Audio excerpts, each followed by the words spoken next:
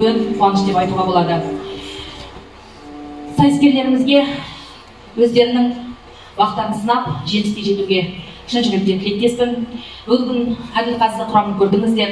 Барлығы елімізге әйгілі, абыройлары асқақ азаматтар мен азаматшалар. Мен ойлаймын, бір жақсы жұмыс жасап, керемет нәтиженің куәгері боламыз деп. Арналған көркем сөз оқу байқауына қатысқалы тұрған өнерпаз жастар алдарыңызда.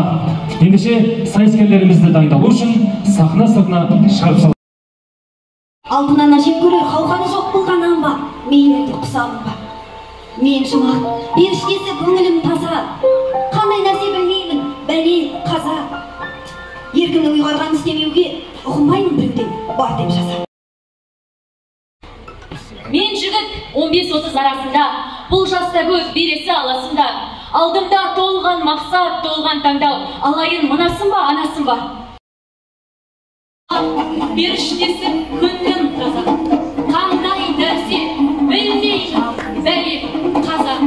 Еркімнің ұйғарғанын істеуіне ұғынбаймын, ешкімнен бар деп жаза. Мен қазақпын деп мақтанамын. Ұранға алаш деген атталамын. Сүйгенім қазақ өмірі, өзім қазақ. Мен неге қазақтықтан сақтанамын.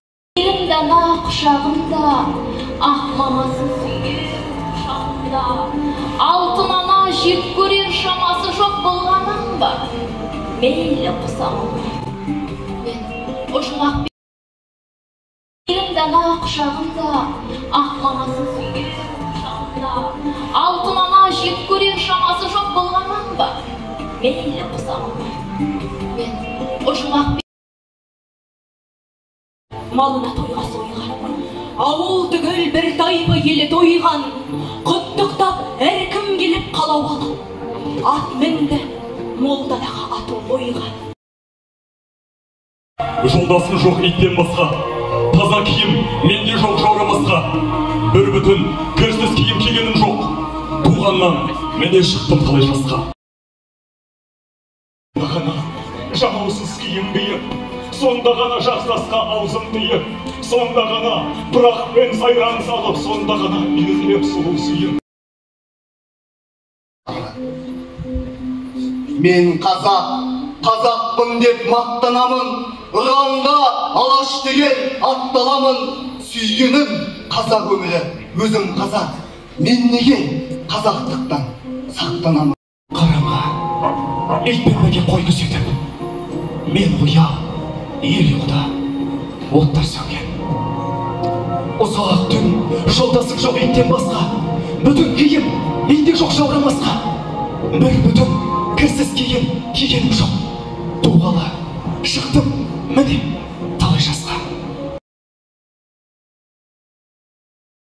Байлық бақты үйіп беріп, ақылсыз екі аяқтың мал қылғанын, біреуге Афлатондай білім беріп, іші рас, өнер атқаза арылған. Жарамай, арыстан айға шауып мертігіпті. Ертең ел жұрт екеумізді етке айрап сонда не қалдым?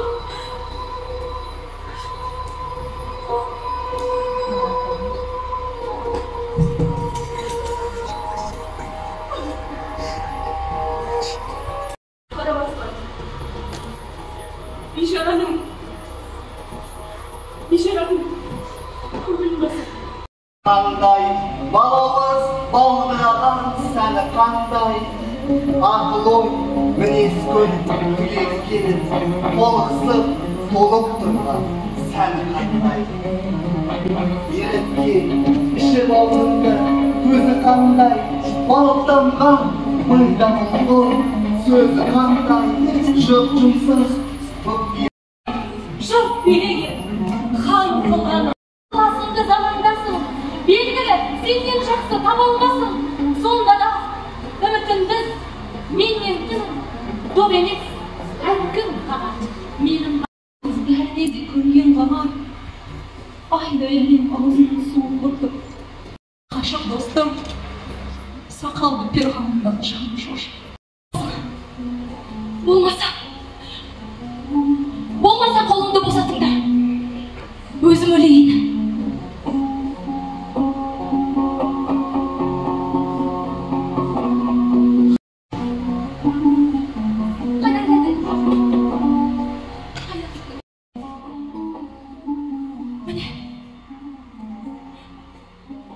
Міне көр қабарымды.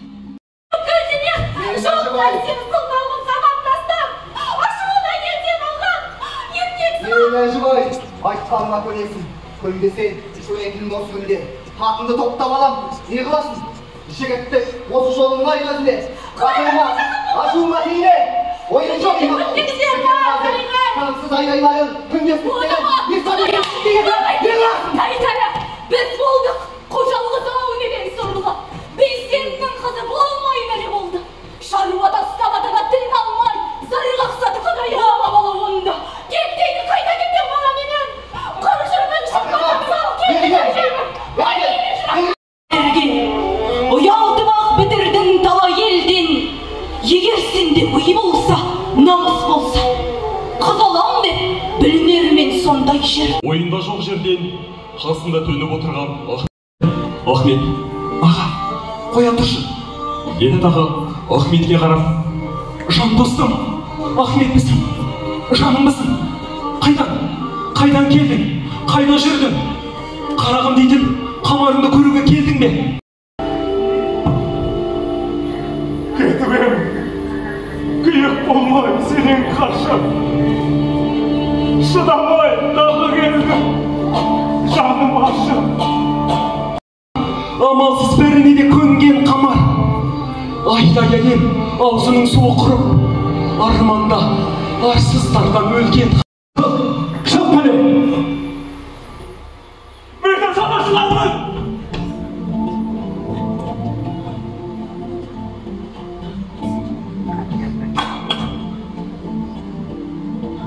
Қош қабар! Еріткен еш болғынды көзің қандай. Мал тамған майда бол сөзің кезің қандай. Күлгенде жанар өлмеген ерніңнен бір сүйбіссең, іштенбей кәусәр суын шөлім қара. Келесі кезекте Сұлтан Махмұт Торайғыровтың өлеңдеріне кезек берсек. Бұл кезеңнің тәртібі үміткерлер жеребе арқылы өлең қоржынына ақынның бір өлеңін таңдап, сол өлеңді жаққа оқулары тиіс. Мынадай бар. Ол рас, аталарың шеңге алыпты. Қымбат қып, арзан емес кемге алыпты. Апырай, қалай сатқан бұлдағаны? Оқа тиме сылдырлақ, теңге алыпты. Менше өмір сүріп надан болып, мен балам жарық күнде сәуле буған, алуға күнді барып белді буған, жұлдыз болып көрмеймін елдің бетін, болмасам да толған айдай балқып туған. Әкемнен әліпбиді үйді оқыдым, үйреніп намаз сабақ жатты оқыдым. Әлі молда алдында дәл 2 жыл әр түрлі ескі кітап бір шоқыдым. Тордайдан 2 жылдай сабақ алдым, ол байқұс аяған жоқ, ойда барын. Сүйемін туған тілді анам тілін, бесікте жатқаныңда берген білім, шыр етіп жерге түскен минутымнан, құлағыма сіңірген танысуым. Сол тілмен анам мені әлдилеген, еркелеткен құлыным жаным деген. Сол тілменен бірінші білгізілген, ана деген сүйгенлік сөз хан мен. Өлімге міндім қайық көз жұмып, адастым және жөнімнен қайығымда хәмсініп. Қаным жаңбыр. Көп уақыт жаңбыр көрмей құрап келіп. Жоқ еді сарыарқада көрер сыйық. Шөллеген сол қатарда жан жануар, аузына тұра алмаған тілі сыйық. Қыранды қазақ көгіне өрмелеп шығып күн болам. Қараңғылық түн көгіне күн болмағанда кім болам? Мұздаған елдің жүрегін жылытуға мен кірермін. Еңбек, бейнет тарауы, рахатқа сарқылар, қыздырып күннің қарауы, надандық теңізді тартылар. Орны отайып көгерер, қызығын жайлап ел көрер. Сыланған жардың күлісі алдандырмас. Бірісі.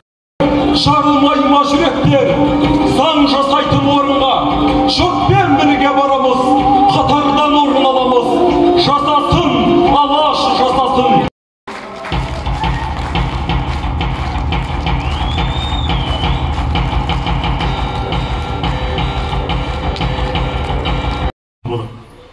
жүрмеймін. Бұл жалғанда жаман болып, жатқаным көрде тыныш жақсы емес пе? Жүргенше өмір сүріп, надан болып. Шығамын, тірі болсам адам болып, жүрмеймін бұл дүниеде жаман болып, жатқаным көрде тыныш жақсы емес пе?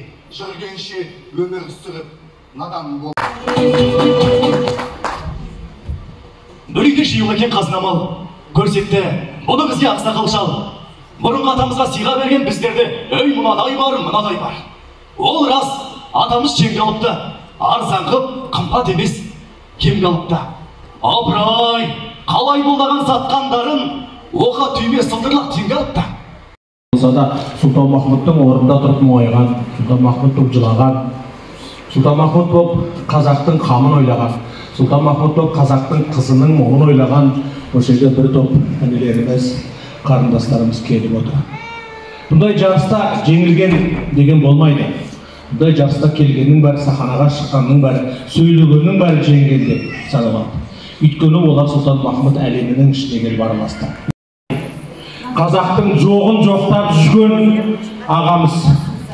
Сосын осы маңайдағы, осы Кереку, Ерейментау, осы арқадағы шежірені, осы мен сайлау ағамнан артық білетін азаматтарды мен өз басым кездестірген жоқпын. Бәріне мән беріп, әрбір сіздердің айтқан сөздеріңіз әнжеде астын сызып, жазып отырған Рыскүл бұл кісі профессор, тілші ғалым, және жай ғалым емес, үлкен ғалым. Бұның әртіс болып жүргендегі бірден бір себебі, мынау әртістік шыққан кезде сіздің тұрпаттарыңыз ертең әртіс болып жатсаңыз, мынау шыққан адамның фактура дейтін дүние бар. Фактура дейтін дүние бұл енді Құдайдың беретін нәрсесі. Бойдың ұзындығы, өзіңізді ұстауы, харизма, бірақ кейде бір әртістің ішінде интеллектуалды.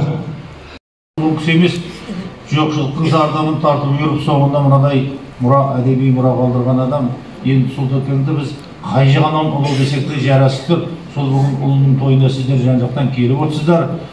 Бәйге алатындарыңыз болар, бәйге ала алмай қалатындарыңыз болар. Алла тағала алдарыңызда талай-талай биіктер бар ғой, алатын. Сондықтан да мен барлықтарыңызға табыс тілеймін. Көп-көп рахмет сіздер.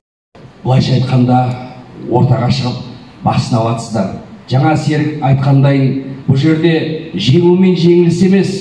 Сіздер әрбір жерден, әрбір елден, әрбір ауылдан келген үлкен тұлпарсыздар. Сіздердің айтқан сөздеріңіз, сіздердің айтқан өнерлеріңіз барлық елге құлақтарына керемет сіңді. Айдана Байтусоваға алғыс білдіреміз. Марапатталады, қошеметтеріңіз ынталандыру конвертімен.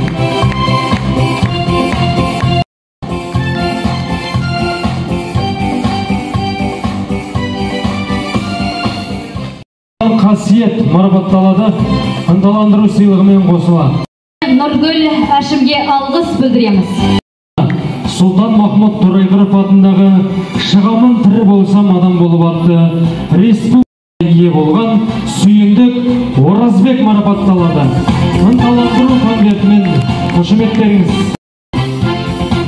Сұлтан Махмұт Торайғыров атындағы шығамын тірі болсам адам болып атты республикалық оқуларында 3-ші орынға ие болған Мәди Бейжан марапатталады. Сертификат табысталады. Қошеметтеріңіз.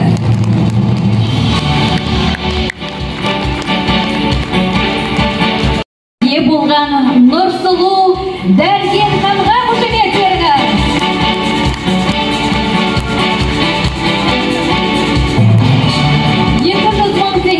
Сертификат болғаны үшін Сандуғаш Адамбек марапатталады.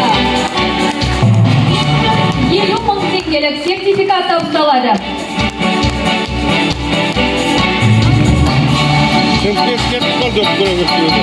Қолдап қошеметтеп отырыңыздар, қадірмен өнерсүйер қауым. Бүгінгі сайысымызда бас жүлде иеленген үшін Нұғыман Лейла марапатталады. 300 мың теңгелік сертификат.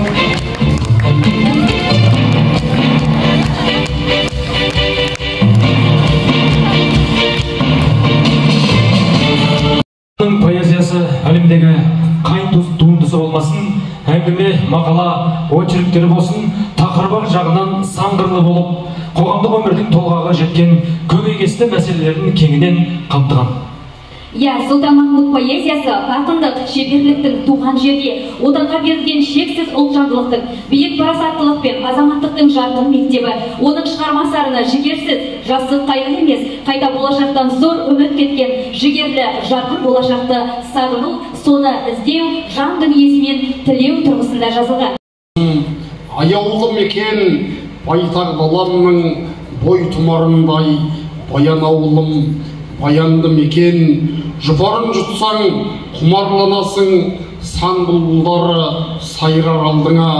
Жасыбай көлдің жұмақ жағасын, ғұмырыңда бір жайламау күні, ежелден бағын ертісін бағып, асқа қарайтын ақын кейпіндей, әулие бұлақ шолпысын қағып, әлемді түгел әтірлейтіндей, болашағыма үлгап барайын, аят туғанда аяулы ғұмыр, баян ауылмен бір мақтанайын, бәрің етіліп баянды ғұмыр.